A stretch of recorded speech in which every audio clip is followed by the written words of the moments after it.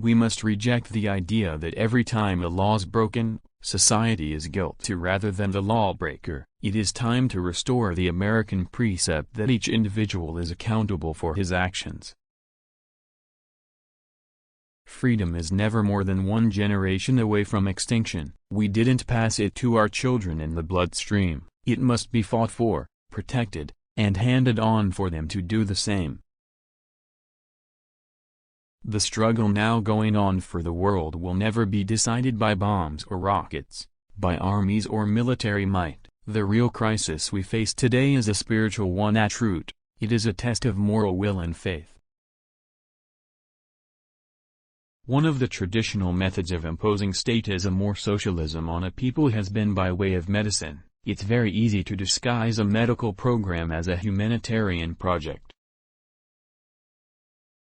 You and I have a rendezvous with destiny. We'll preserve for our children this, the last best hope of men on earth, or we'll sentence them to take the last step into 1,000 years of darkness.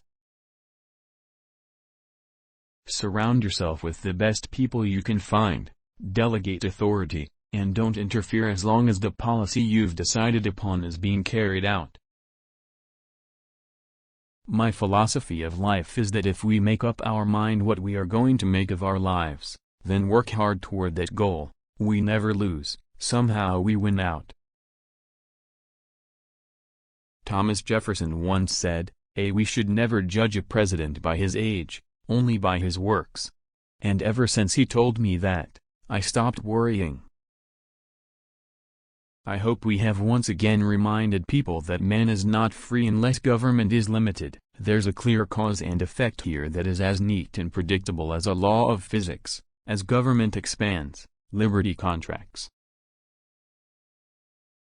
The ultimate determinant in the struggle now going on for the world will not be bombs and rockets but a test of wills and ideas, a trial of spiritual resolve, the values we hold, the beliefs we cherish and the ideas to which we are dedicated. I know in my heart that man is good, that what is right will always eventually triumph, and there's purpose and worth to each and every life. Protecting the rights of even the least individual among us is basically the only excuse the government has for even existing. The greatest leader is not necessarily the one who does the greatest things. He is the one that gets the people to do the greatest things. In raising and instructing our children, in providing personal and compassionate care for the elderly, in maintaining the spiritual strength of religious commitment among our people, in these and other ways, America's families make immeasurable contributions to America's well-being. Today, more than ever, it is essential that these contributions not be taken for granted and that each of us remember that the strength of our families is vital to the strength of our nation. Information is the oxygen of the modern age. It seeps through the walls topped by barbed wire. It wafts across the electrified borders.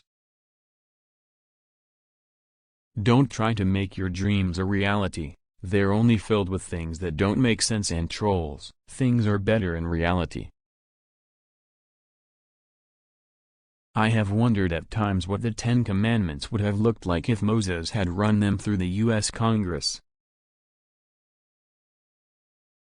I have spent most of my life as a Democrat. I recently have seen fit to follow another course. I believe that the issues confronting us cross party lines.